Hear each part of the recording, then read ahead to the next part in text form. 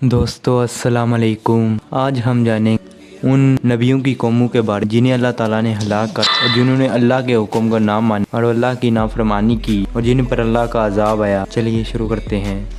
میں شروع کرتا ہوں اللہ کے نام جو بڑا مہربان نہایت رحم فرمانے والا ہے۔ نمبر 1 پر جو قوم آتی ہے وہ ہے قوم فرعون۔ یہ واقعہ ہے مصر کا، جب حضرت موسیٰ علیہ السلام کو اللہ تعالیٰ نے اپنا نبی بنا کر بھیجا۔ حضرت موسیٰ علیہ السلام نے لوگوں کو اللہ کا پیغام سنایا اور ان کو اسلام کی دعوت دی، لیکن مصر کے بادشاہ فرعون نے اللہ کے حکم کو نہ مانا اور اسے انکار کر دیا۔ فرعون خود کو خدا کہتا تھا، لوگوں کو کہتا تھا کہ میرے سامنے سجدہ کرو۔ حضرت موسیٰ علیہ السلام نے دین اسلام کی دعوت لوگوں تک پہنچانا شروع کر دی۔ اسی طرح کئی لوگ ان سے متاثر ہوئے اور ان پر ایمان لایا۔ یہ بات فرعون کو گوارا نہ ہوئی اور اس نے حضرت موسیٰ علیہ السلام سے بدلہ لینے کا سوچی۔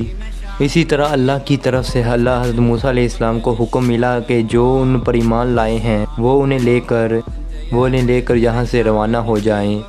اسی طرح جب حضرت موسیٰ علیہ السلام جانے لگے تو اسی طرح فرعون کو جب یہ بات معلوم ہوئی کہ حضرت موسیٰ علیہ السلام اپنے لوگوں کے ساتھ جا رہے ہیں، اسی طرح فرعون اپنے لشکر کے ساتھ روانہ ہو گئے۔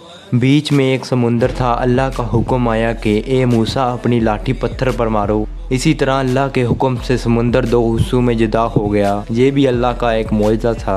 موسیٰ علیہ السلام اور ان کے لوگوں نے جو ان پر ایمان لائے تھے انہوں نے سمندر کو عبور کر لیا، لیکن جب فرعون نے سمندر کو عبور کرنے کی کوشش کی تو اللہ نے سمندر کو دوبارہ ملا دیا۔ فرعون اور اس کے ساتھی دوبارہ ہلاک ہو گئے۔